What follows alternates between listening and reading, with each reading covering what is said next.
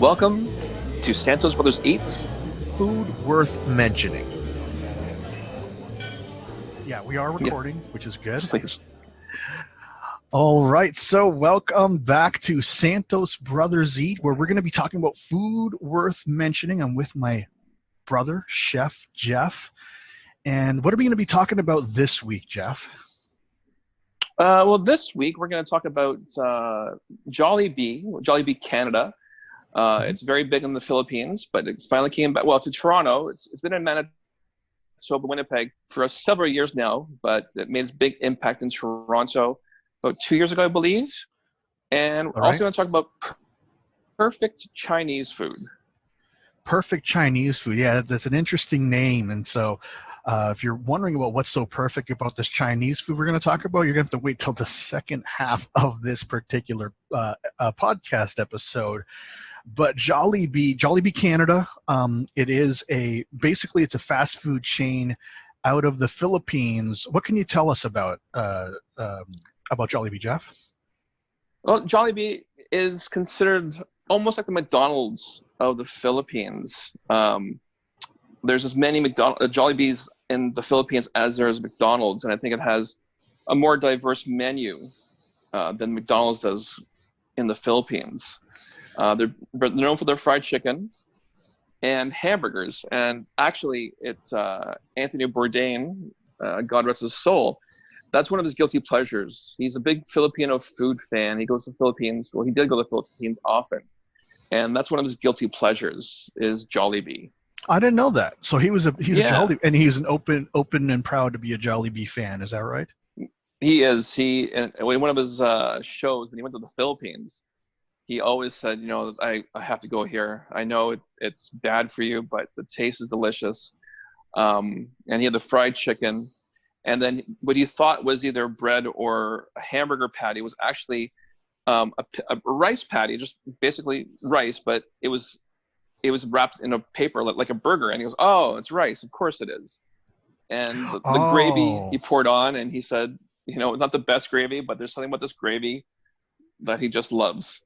It's one of those things. Okay, so let's break down this gravy is very, very popular in the Philippines. This Jollibee. I mean, when I talk to my cousins about it, they talk about when they go to Jollibee that you're given like this. They call it a thermos, but I picture it kind of like a like when you pour syrup, like a little carafe for syrup. Yeah. And it's thermal, and then you go to like this gravy dispense thing, kind of like when you get ketchup at a McDonald's or a fast food place. You just kind of pump it out. You can pump the gravy out into this jug thing and then bring it to your table, and then you eat with that. And it's basically, if I understand correctly, it's like free refills. You don't have that in Canada, but you have that in the Philippines, like this all-you-can-eat gravy. So when people just kind of like order rice, they just kind of have that with the gravy, or they have it with the chicken, that sort of thing. Yeah. I never personally saw it, but the way my cousins were describing it, and this gravy, super, super popular. And when I taste the gravy here compared to the Philippines, it tastes the same to me. Oh, of course. It is the same. And I just want to say and really remark on the popularity of Jollibee in the Philippines. I'm actually surprised that it has as many locations as McDonald's. I actually thought it had more. I don't know what the actual stats are. You could be right as well. There could be more. I'm just putting a figure in my head. I was just guessing myself. Yeah. I just want to give you an example. It's like I remember we walked into a mall. The mall opened at 10 a.m. I walked by the Jollibee, and the Jollibee was packed. And this place had just opened. We're talking 3 minutes ago. This Jollibee location was not open before the mall opened or something. And I walked in. Right. There were all the registers were at least 5 to 10 deep. And there was lineups, and people were ordering, and there was a lot of people eating already. And it was incredible how popular this was. And I don't even know if there was a McDonald's in that mall. I mean, it was crazy, absolutely crazy. And they're very well known for their fried chicken. And I don't know if you knew this, Jeff. Maybe we talked about this before, but for the longest time, McDonald's did not offer fried chicken in the Philippines. Oh, wow. Yeah. And so they were ultimately just kind of getting outclassed, or, people would would want fried chicken. And so they would go to Jollibee instead of McDonald's. And eventually McDonald's had to start offering fried chicken just to, I don't know if they needed to stay competitive, but they certainly didn't want to lose out on that part of the market. And so they started offering the fried chicken. Fried chicken, for whatever reason, is a big deal in the Philippines. Like when I talk to people, and what do they want to eat, and there's a lot of good food there, a lot of fresh seafood, and a lot of people are like, oh yeah, let's have fried chicken. And it's like, wow, they love their fried chicken there. And so and Jollibee offers a lot of good things besides the fried chicken. They do offer a burger. They offer some awesome desserts that we're going to talk about. Okay. When you usually go to Jollibee, what do you usually get? Well, for me, it's the fried chicken. It's just that it's a very good fried chicken myself. I like it a lot. But it also serves, because this Filipino chain, they also offer Filipino dishes. And the big one they offer is palabok. And I think we mentioned that before. It's a noodle-based dish that's one of my wife Diana's favorites. So we get the combination of the fried chicken and palabok. And also as well, depending on who else is going to be with us, I also get the Filipino spaghetti. And for those of you who don't know what Filipino spaghetti is, the tomato sauce that Filipinos are used to are a bit more sweet. And Kim mentioned that in one of our podcasts with Korean beef. We like a bit more sweetness with our meat than anything else, like sweet and salty, a bit on the sweeter side. And that's what the Filipino spaghetti is. And it has hot dogs in it. Not meatballs, but hot dogs. So spaghetti in a sweet tomato sauce and hot dogs. I can imagine people listening to that thinking that does not sound appetizing at all. Like I could just think, what? And I remember then when Jollibee was opening, and they were announcing, oh yeah, they're going to be offering the spaghetti with cut up hot dogs. A lot of my friends were just like, are they serious? Are they really going to be offering that? like with the disgusted look on their face. With fried chicken, it's a good combination. But the important thing is the chicken can hold for a day or two. Just reheat it. The spaghetti itself, you have to eat it that day. Within the time you get it, have it for that meal at least. So I don't get a big one. Like the palabok can last, you can reheat it, but I find the spaghetti you have to eat when it's warm and still in that one meal that you've bought it for. That's what I find. Yeah. And do you usually get the gravy? Yes, Jeff? I mean. Oh yeah. Well, it comes with the meal anyway. Oh yeah. That's okay. So that's right. Yeah. I always get it. Yeah. As a result, they do offer mashed potatoes. I don't know if they offer mashed potatoes in the Philippines. Okay. Because that's not really a thing there. Mashed potatoes isn't really a thing there. I mean, because they offer rice. I think they're just trying to delve with the North American audience, the mashed potatoes and gravy. Because unless you're Filipino or Asian, you don't think of gravy and rice per se. So they will offer that other side instead of rice. That's what I'm thinking. And and I meant to mention that what's funny as well is like if you go into some markets, like supermarkets or grocery stores, you might see in the spaghetti sauce aisle, spaghetti sauce Filipino style. Yeah, I've seen that. I've seen that in kind of Asian grocery stores, and it's usually offered by like a Del Monte or something like that. It's offering a spaghetti sauce, but it's like a Filipino like style. Actual name brand. Yeah. No, exactly right. Yeah. So it is palatable to some people, which is not. I love Filipino spaghetti sauce personally. Oh yeah. No, so do I. Yeah. When I'm there, I usually get fried chicken. I usually get the mashed potatoes and the gravy. I don't get the palabok, not because I don't like it. It's just that I just kind of rather get it somewhere else. That's all. No, it makes sense. Yeah. It makes sense. But it's one of those things where if I'm there anyway, I'll get it, just for Diana. Because I'll have the fried chicken and she'll have the palabok because it has shrimp in it as well. To get a meal in Jollibee Canada, we're talking a meal. We're talking 2-3 piece with sides and drink. How much do you think that would be, Jeff? Off the top of my head, I'm actually going to go on the menu soon. I'm sure it is quite costly. I'm thinking like $12-15. I was going to say 10 plus. So 12 to 15 is probably within range there. That's within the target range. So be prepared for that. But it is very specialized. If it's something you want to try, if you ever, hear about the magic of Jollibee, that's right. We do encourage you, if you're going to go, get the fried chicken. And if you want the full Filipino experience, get the spaghetti with cut up hot dogs in it. Mm-hmm. And then what do we usually get for the dessert? I Oh, yes, of course, the peach mango pie. That peach Yes. mango How pie can I forget it? is absolutely spectacular. And I want It you to is. think back when McDonald's used to offer those cherry pies and those apple pies, and they Mm-hmm. still offer them now, but they're kind of like different now.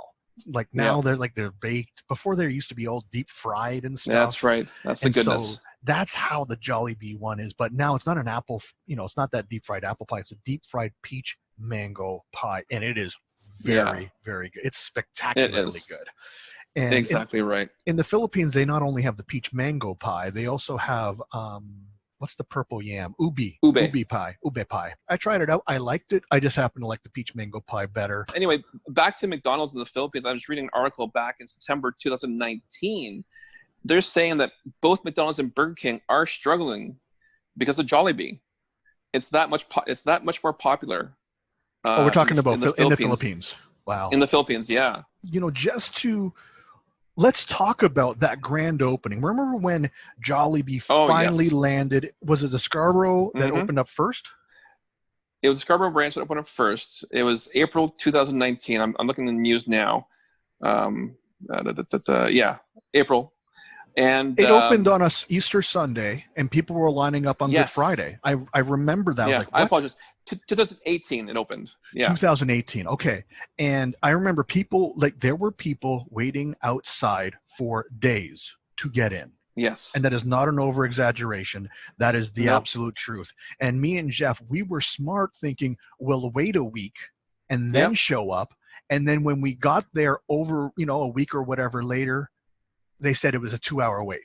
Yeah. You remember still. that, Jeff? You remember? I You remember did. we drove up. It's like, yeah, it's about 2 hours. We're like, yeah, we are coming back another day.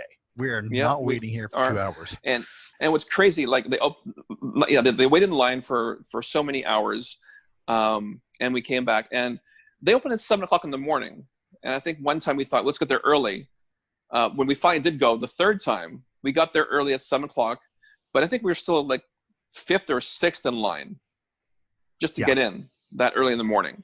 Yeah. And yes, we did have them for breakfast with our parents. We had fried chicken, palabok, for breakfast that day.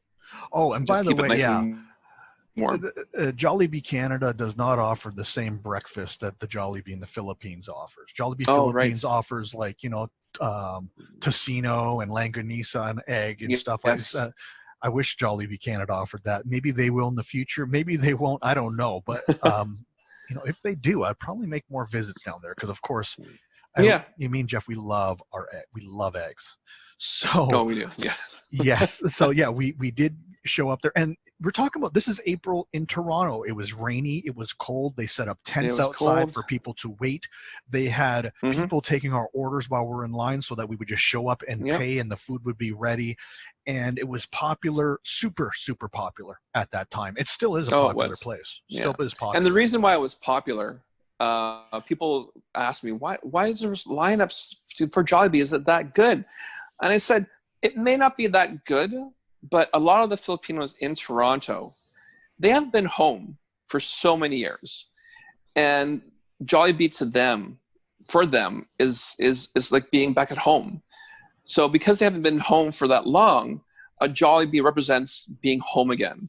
And it just brought back that nostalgia for them, for being away from the Philippines that long time. Yeah, they might be homesick. Yeah, as Jeff said, the nostalgia makes them feel better. It reminds them, of some taste that they're used to, that they miss.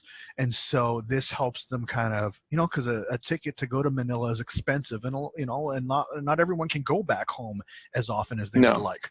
And so even though they can't go home, they can still actually go to Jollibee. And now there's a Jollibee that was scheduled before this lockdown that was scheduled to open like Yonge and Dundas. Yeah. And so if you're in Toronto or North Toronto area, it's by the Ryerson University. Yes. That's where it's going to open up near. Yeah, it's going to open up near there. And I imagine just because of the actual Filipino population in the GTA and downtown, it's going to be, I imagine it'll be doing well. When we're down there, get the fried chicken, don't be silly and not get the full Filipino experience by not getting the gravy with it. No. Dip it in the gravy. That's right. You want something more authentic, go ahead and get the palabok. But if you want something more, I guess, nostalgic a bit, then get Mm-hmm. the spaghetti, and then definitely have that peach mango pie. Yeah. Yeah, so good. Yeah. Just a comment on the price. Yeah. A chicken dinner, 2 pieces, is about $12. Okay, But that's a good meal though. that's the Yeah. meal though, right? That's with like fries Yeah, or that's the something, meal. or yeah, okay, that's That's good. right. Yeah. So sauce, so 2 pieces, gravy. Oh, 2 sides. So it could be like corn or gravy or rice and gravy, and then a soda. So yeah, with the drink, it's 10. Sorry, $9.49. That's what the price is for that. Oh wow, okay. Yeah. And now we've talked about Jollibee, and we're Yep. going to be talking. Actually, should we do some ratings on the meals there, Jeff? What would you rate their fried chicken at? Fried chicken to me is like 9 out of 10. Okay, It's good. It's a nice big piece of chicken, great. juicy. Yeah. Uh, How about the gravy? and for them, and just like people know that they do offer a spicy and a regular a seasoning. So if you like spicy food, go for it. If you don't just go with the regular. And so Jeff is grading the regular because he doesn't do spicy all that well. So, and that's a 9 out of 10. Yeah. And then we're talking about, does the gravy raise it to the 9, or is the gravy kind of separate? No, it's gravy separate. Okay. Separate. Yeah. For me, the gravy, I'll have it, yes, but I won't have it all the time. Oh wow. Because it comes with it, I'll have it. But I will have a piece without gravy, just with ketchup. What would you rate the gravy then? Maybe 7. 7 out of 10. The best gravy, but yeah, there's something about the gravy that's like, it's okay. That's okay.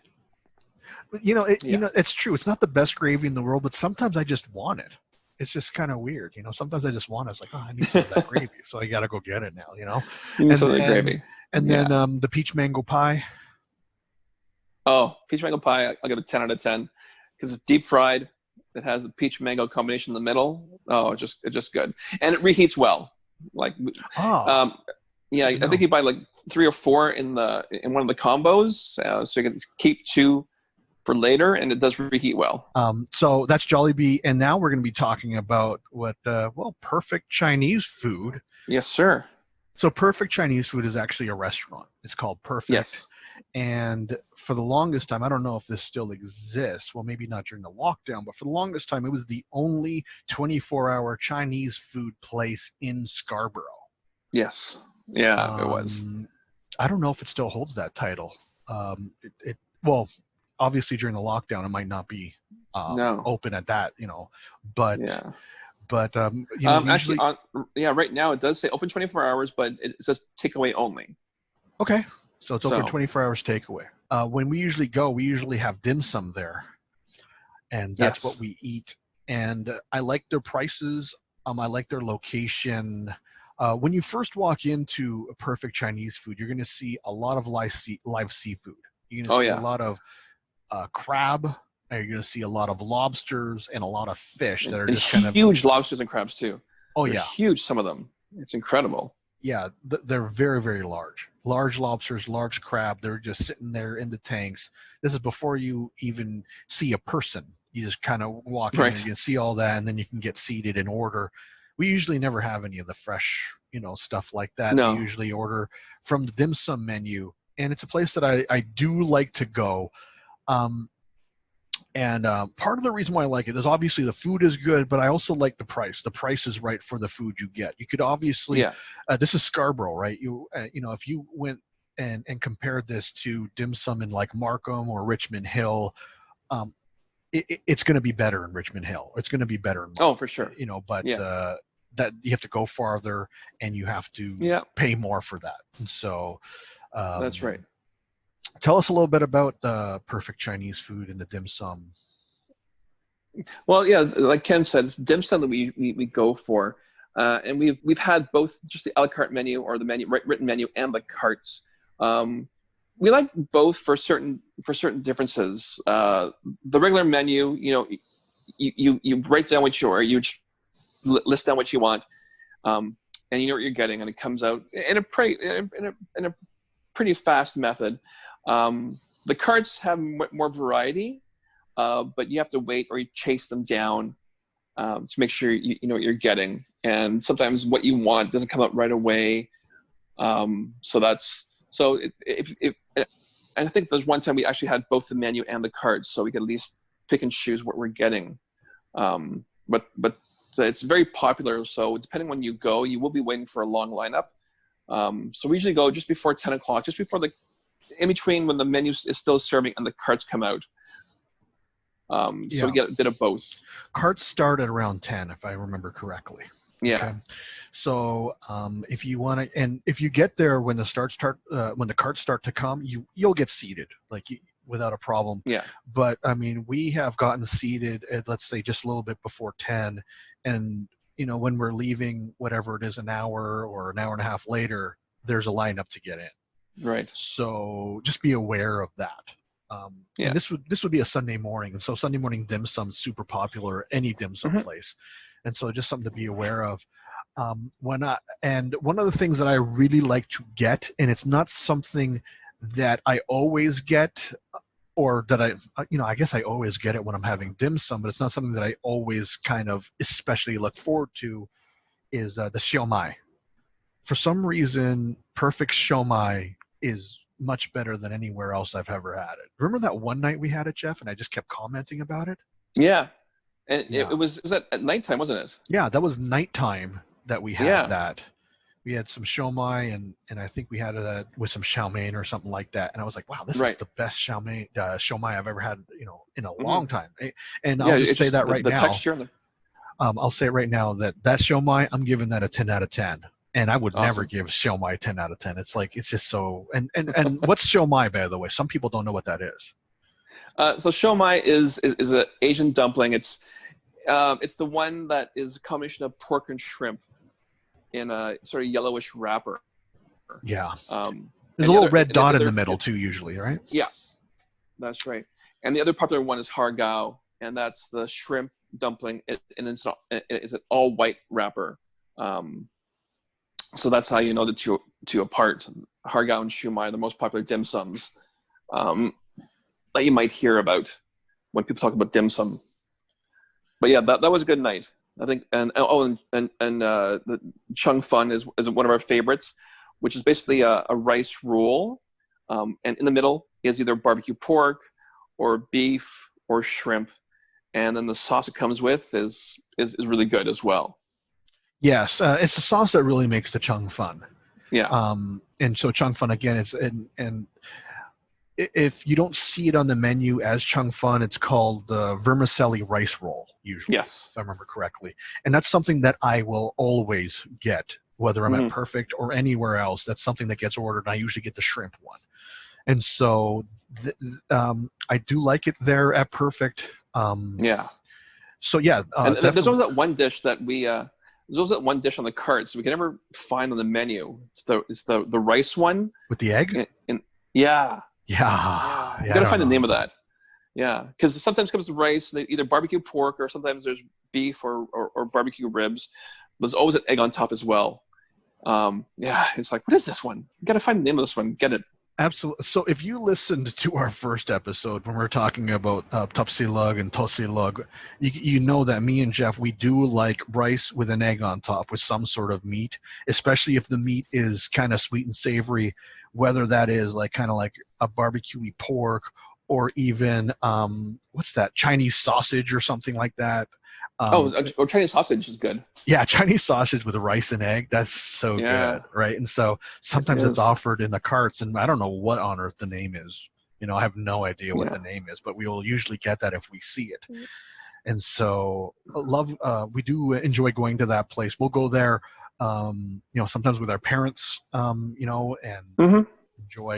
enjoy that. And what's nice is that you just kind of get to sit down and either let the food come to you, or you can just kind of pick and choose what you want to order.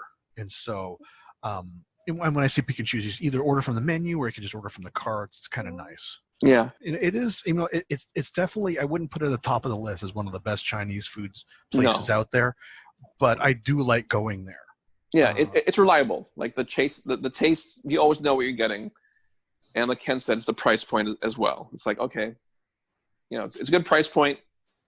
Get what you pay for, and what you get is delicious. I think when we go, I think if you do dim sum on in the mornings, I think it's all sizes are like $2 or something like that. Yeah, yeah. There are some specialty menu items, but the majority, whether it be small, medium, or large, are like $2. Mm-hmm. So yeah, that's the reason why I go to early. Absolutely, yeah. And so that's why it is popular. And so for those of you that don't know, like kind of are familiar with dim sum, think of like at $2 would be 4 dumplings, for example.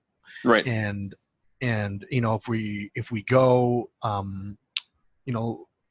let's say me and Jeff would share something, we get 2 dumplings each, and we would go like how much would we expect to spend? If there 2 of us, maybe 30 total. We'll spend 30 total, but we would be very full. We would be. Oh, we would. We would roll out of there spending 30, and be very, very satisfied. So if you're exactly right, you could probably get away 2 people for 20 very, very easily. So I mean, we've been to places that are fancier. When it comes to dim sum, what would you rate? Like, give it a rating. Perfect. I give it maybe 7 out of 10. Like you said. Yeah. It's a good price, but you get what you pay for. But what we get is delicious. Yeah, I'd say overall it's always a constant, reliable taste. Yes, overall 7, very reliable. Some of the things, like for example, their siomai, I would give it a 10. And I'm not even that big of a fan of siomai. Like I'm like if I go to dim sum, if it's ordered, I'll eat it. If they don't even have it, I don't care. But I do give a perfect siomai a 10 out of 10. Their hargao, again, that's the shrimp one. That's about a 7, maybe an 8. And then I always get chung fun wherever I go. That's the vermicelli rice roll. Usually I get the shrimp, but I will have the pork and the beef as well. Yeah. Again, that around 7. Everything else is a 7. Go ahead. And we forgot we forgot the barbecue steam buns. Okay. Yeah, yes. That's something that's always good. Yeah, barbecue steam bun. So it's a white bun. Think of it as steamed. Hence the name. Yeah, hence the name. It's and then inside is pork, and it's like a sweet. You can tell me and Jeff love sweet. Sweet. Yeah, we do. So, those come. That's like so. Three of those buns that would be $2, because those come in packs or sets of 3. And we'll usually get that. Actually, that's really good. That's good. That's almost one of those must-haves when we're out having dim sum. Oh, for sure. Yeah, so that's what we like to eat when we're out there. Even though we're giving these places that we talk about, these places are food worth mentioning. Even though we're giving it a 7 out of 10 or something like that, because it is something. Even though it's only a 7 out of 10, it's something that we still go to on a regular basis, and that's right. We go into more. When this lockdown is over, and so it's something that we ultimately enjoy. So we do encourage you to go to both Jollibee and to Perfect, because we really feel like that's food worth mentioning, and we are going to be excited to talk about more food worth mentioning next week. Until next time, remember this quote from Julia Child: "People who love to eat are always the best people." And that includes Chef Jeff, his brother me, Kenny, and you as well, if you love to eat food worth mentioning. Thanks a lot, everybody. All right. Have a good day. Take care. Take care. You've been listening to Santos Brothers Eat. Food worth mentioning.